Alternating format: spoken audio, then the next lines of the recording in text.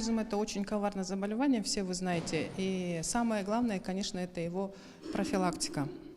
В целях профилактики ботулизма самое главное, конечно, мы рекомендуем населению о том, чтобы меньше консервировать в осенний период года, меньше консервировать огурцы, грибы, помидоры, потому что в домашних условиях выдержать температуру, которая бы в последующем не могла бы вызвать пищевого отравления, ботулизм, в домашних условиях выдержать невозможно. Поэтому первая наша рекомендация – это желательно, насколько возможно, меньше консервировать дома огурцы, помидоры и так далее, продукты из этого перечня.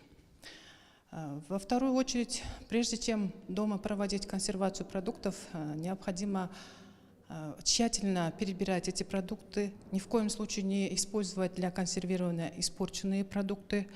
Обязательно мыть руки с мылом, как троекратно, насколько это возможно, мыть банки с мылом, затем кипятить эти банки.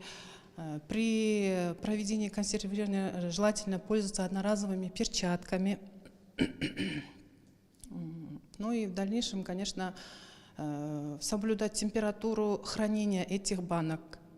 То есть в холодном месте, правила хранения этих банок. Если все-таки мы приготовили эти банки, то желательно, конечно, соблюдать эти правила.